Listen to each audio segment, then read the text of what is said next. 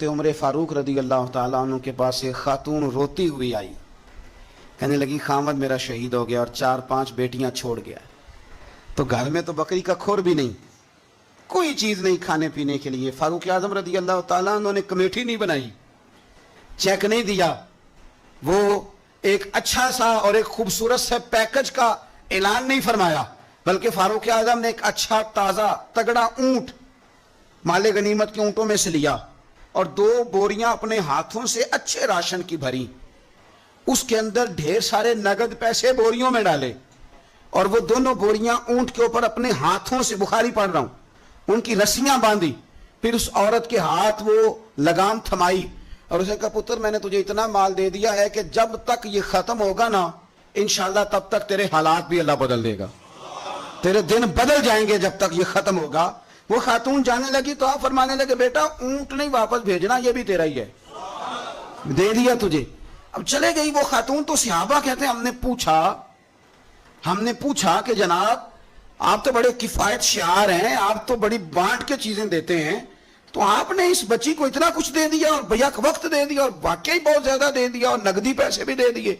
तो उमर फरमाने लगे तुम नहीं ना जानते, मैं जानता हूं, ये मेरे नबी पाक के सहाबी हजरत खिफाफ बिन ईमार रदी अल्लाह ताला अन्हु की साहिबजादी है और मैंने हुदैबिया के मकाम के इसके बाप को हुजूर की खिदमत करते देखा है, मैंने इन्हें जंगे लड़ते देखा है, इसके बाप को, इसके भाई को। फरमाया वो तो बच्ची आई है तो मैं तुम्हें क्या बताऊं, मुझे तो तकलीफ शुरू हो गई है कि उसे आना क्यों पड़ा है, खुदा के बढ़ के मैं क्यों खिदमत नहीं कर सका, उसे आना क्यों पड़ा। अजीज दोस्तों याद रखना, असला नाल जे नेकी करिए ते नस्ला ताक। कुछ लोग ऐसे होते हैं जिन्हें कदर होती है, वो कुर्बान कर देते हैं हर शय, लेकिन उसूलों पर कभी समझौता नहीं करते। हजरत सैयदना फारूक आजम रदी अल्लाह ताला उन्होंने इतना नवाजा उस बच्चे, और फिर एसार करके नवाजते थे।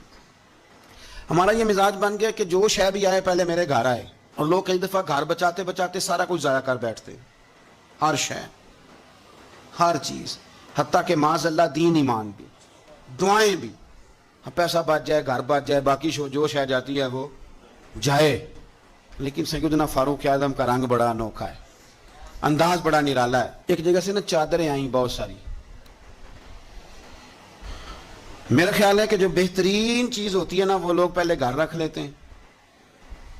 ये कुर्बानियां हुई है ना जी, तो 4-4, 5-5 राने जिन्होंने 6-6 बकरे किए वो पहले उन्होंने साइड पे कर ली।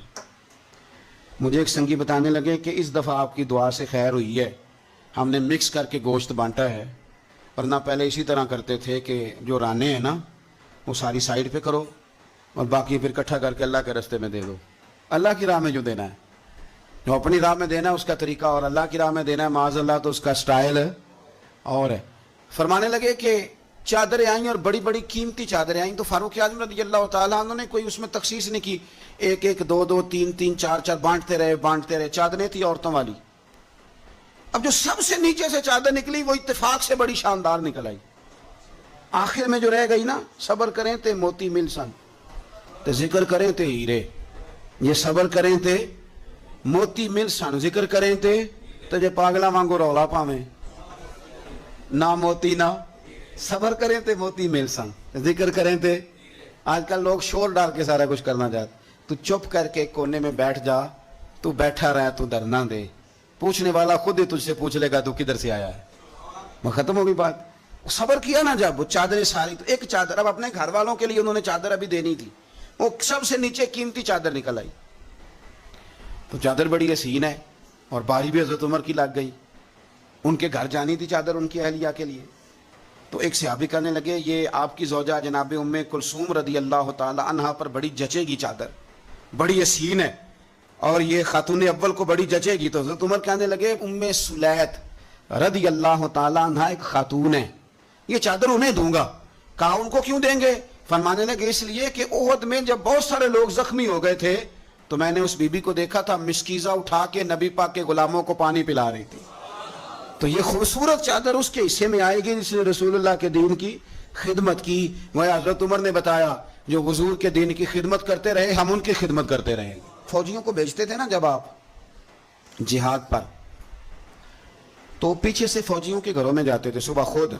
मैं पहले कह चुका हूं कि یہ نہیں کہتے تھے کہ محکمے والوں کی ڈیوٹی لگا دی ہے، خود جاتے تھے اور فوجیوں کے گھر والوں سے پوچھتے تھے کوئی سبزی تو نہیں منگانی، کہ نہیں حضرت عمر کوئی سودا تو نہیں منگانا؟ تو وہ خواتین کہتی کہ ہاں زیتون لانے والا ہے، پنیر لانے والی ہے، گھی لانے والا ہے، ستوں کی ضرورت ہے۔ تو فاروق اعظم نے لسٹ پکڑی ہے، تو بازار میں آتے تو شور مچ جاتا، امیر المومنین آئے، لوگ پوچھتے آپ کیسے آئے؟ فرمانے لگے وہ فوجیوں کے گھروں میں سودا پہنچانا ہے۔ ایک دفعہ قحط بھی پڑا تھا حضرت عمر کے دور میں، عام الرمادہ اس کو کہتے ہیں، 8-9 مہینے بارش نہیں ہوئی تھی۔ حضرت عمر فاروق نہ شروع سے زیتون استعمال نہیں کرتے تھے۔ کچھ بندے کچھ چیزیں نہیں نہ کھا سکتے، ان کا مزاج نہیں ہوتا۔ میرا بھائی ہے گوشت نہیں کھاتا، میرا ایک بیٹا ہے سوائے گوشت کے کوئی شے نہیں کھاتا۔ اب یہ فرق ہے، کوئی کچھ کھاتا ہے اور کوئی کچھ کھاتا ہے، اب اس کا کیا کیا جائے؟ اپنا اپنا لوگوں کا مزاج ہے۔ ہمارے سامنے بہت سارے بندے، بہت ساری چیزیں اللہ کے فضل سے ناپسند کوئی شے نہیں، لیکن کچھ چیزیں انسان کی طبیعت پر سوٹ نہیں کرتی، اس سے وہ نہیں کھائی جاتی۔ یہ الگ بات ہے کہ لوگ پیر صاحب کو بلیک میل کرتے ہیں، کہتے ہیں کھائیں، ہم نے وضو کر کے پکائی ہے، یا آپ نے وضو کر کے پکائی ہے تو وہ جو دوائی کھا کے ہضم کرے گا، تو آپ مہربانی کریں، وہ نہیں کھانا چاہ رہا تو آپ اس کو تھوڑی سی گنجائش ہی دے دیں۔ تو حضرت عمر فاروق زیتون استعمال نہیں کرتے تھے، ان کی طبیعت کو تکلیف دیتی تھی۔ اب قحط کا زمانہ ہے، آپ کا مزاج تھا گھی کے ساتھ سالن پکتا تو کھاتے، تو قحط پڑا نا تو گھی بہت مہنگا تھا اور زیتون سستا تھا، تو حضرت عمر نے کہا سارے زیتون ہی کھائیں گے۔ گھر آ کے اپنی بیوی سے کہا کہ آج کے بعد ہنڈیا زیتون میں پکے گی، حالانکہ اس زمانے میں زیتون بہت سستا ہے۔ تو اہلیہ کہنے لگی بچے تو کھا لیں گے تو آپ کا کیا بنے گا؟ فرمایا میرا بھی کچھ نہیں بنے گا، میں بھی کھاؤں گا۔ اب ایک آدمی نے ایک چیز کبھی نہیں کھائی، پھر وہ روز کھانی پڑے، 4-5 دن بیت گئے تو پیٹ سے گڑ گڑ کی آوازیں آنے لگیں، اس نے پیٹ خراب کر دیا۔ تو حضرت عمر امیر المومنین اپنے پیٹ سے باتیں کر رہے ہیں، فرمانے لگے جتنا مرضی شور کر، اپنے پیٹ سے کہتے ہیں شور جتنا مرضی کر، گھی تجھے اسی دن ملے گا جس دن میرے نبی کی ساری امت گھی کھانے لگ جائے گی۔ کہا شور جتنا مرضی تو نے کرنا ہے، یہ اسی دن ملے گا جس دن حالات نارمل ہو جائیں گے۔ ابھی کہتے ہیں ابھی تجھے گھی مل سکتا، حالات نارمل ہوں گے تو ملے گا، کار شور جتنا تو نے کرنا۔ میرے بھائی یہاں تو لاک ڈاؤن ہوا، حالات بدلے، بڑی لوگوں کو پریشانی ہوئی، چاہیے تو یہ تھا نا کہ وزیر کے پاس 2-3 گاڑیاں پروٹوکول کی ہیں، وہ 3 ہی دے دیتے، ایک رکھ لیتے جس میں سفر کرتے ہیں۔ لیکن ہمارے یہاں نا لوگ غریبوں کا درد بیان کرتے ہیں لیکن اس کا عملی اظہار۔ قحط کے دنوں میں آپ کا بیٹا تربوز کھا رہا تھا تو سیدنا فاروق اعظم نے پکڑ کے اس کے گردن پر ایک چپت مار دی، فرمانے لگے تو کتنا عجیب آدمی ہے کہ لوگ قحط میں پڑے ہوئے ہیں تو تربوز کھا رہا ہے، خبردار جب تک سب لوگوں کو چیزیں نہیں مل جاتی اتنی دیر تک تمہیں یہ کھانے کی اجازت نہیں ہے۔ اور پھر حضرت عمر رضی اللہ تعالیٰ عنہ کے زمانے میں اس قحط کے دور میں بارش نہیں ہوتی، حضرت بلال بن حارث المزنی، یہ صحابی ہیں، مصنف ابن ابی شیبہ میں موجود ہے، یہ ختم کیسے ہوئی قحط، ختم کیسے؟ وہ گئے جا کے نا حضور کے روضے پہ حاضر ہوئے، حضور بارش نہیں ہو رہی مہربانی کریں، کہتے میں وہیں سو گیا، مجھے حضور خواب میں ملے اور فرمایا عمر کو میرا سلام کہنا اور اسے کہنا تو فکر نہ کر رب بارش عطا کرے گا۔ تو بارش ہوئی حضور کے روضہ نور پہ جانے کی برکت سے۔ اللہ کرے امت کے لیے روضے کے دروازے ہمیشہ کھلے رہے، کبھی بند نہ ہو، وہاں سے تو کرم ملتا ہے۔ تو جو آج حضرت عمر کے بارے میں ساری گفتگو ہے، ایک پہلو میں آپ کے سامنے رکھنا چاہتا ہوں کہ احساس ذمہ داری، لوگوں کے ساتھ ان کا رویہ۔ ایک قحط کے زمانے میں ہی دور سے کچھ لوگ آ گئے کہ چلو باہر قحط ہے تو مدینے چلتے ہیں، انہوں نے آ کے باہر ڈیرا لگا لیا۔ حضرت عمر کو پتہ چلا کچھ مسافر بھی آ گئے، تو آپ نے کھانے پینے کا سامان اٹھایا، پشت پہ رکھا، کندھے پہ تو جا رہے ہیں۔ جناب ابو ہریرہ فرماتے ہیں عمر بھی تھے، ان کے خادم بھی تھے، میں نے پوچھ لیا کہاں جا رہے ہو؟ تو کہنے لگے پیچھے مڑ کے ابو ہریرہ ہے؟ میں نے کہا جی۔ کہنے لگے ادھر آ یار، میں تھک گیا ہوں، تھوڑا سا سامان تو بھی اٹھا، چل میرے ساتھ۔ کہتے میں نے تو پوچھ لیا تھا، میں بھی قابو آ گیا۔ وہ سامان اٹھایا، جہاں قافلہ ٹھہرا تھا وہاں گئے، اور جا کر کے نا حضرت عمر نے مجھے کہا لاؤ لکڑیاں۔ کہتے ہم لکڑیاں اکٹھی کر کے لائے تو عمر نے خود آگ جلائی، پھر فاروق اعظم نے خود کھانا پکایا، اور فرمایا جب وہ مہمان روٹی کھا رہے تھے تو عمر رو رہے تھے۔ ہم نے کہا حضور روتے کیوں ہے؟ فرمانے لگے جب رب کے بھوکے بندے روٹی کھا لیتے ہیں تو اللہ راضی بڑا ہوتا ہے۔ تو سوچتا ہوں مجھ چھوٹے آدمی کو رب کریم نے کتنا اعزاز دیا ہے کہ میری وجہ سے آج ان بھوکوں نے کھانا کھایا۔ تو میرے عزیزو، جناب فاروق اعظم نے ہمیں یہ درس دیا کہ احساس ذمہ داری زندگی میں پیدا کریں۔ ہم نے بہت سارے کام اس لیے خراب کیے کہ ہم سست ہو گئے، ہم نے وہ ذمہ داری کسی اور کی لگا دی، ہم نے ساری زندگی پروٹوکول تلاش کیا، عزت تلاش کی، ہم نے لوگوں کو شیشے میں اتارنے کا طریقہ سیکھا. اس نے بے سکونی بھی پیدا کی معاشرے کے اندر, ہمیں بھی تکلیف میں رکھا, دوسروں کو بھی تکلیف میں رکھا.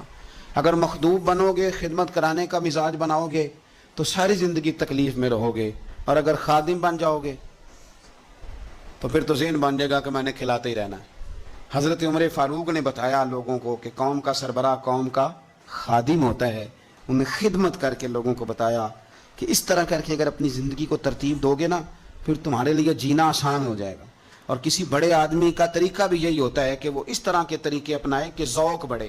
حضرت عمر کو لوگ کام کرتے ہوئے دیکھتے تھے تو ان کا ذوق بڑھتا تھا, ان کا بھی دل کرتا تھا. وہ کہا تھا نا اقبال نے, وہی ہے تیرے زمانے کا امام برحق جو تجھے حاضر و موجود سے بیزار کرے اور موت کی شکل میں دکھلا کے تجھے جلوہ یار زندگی تیرے لیے اور بھی دشوار کرے, مشکل کر دے تیرے لیے جینا. وہی ہے تیرے زمانے کا امام برحق.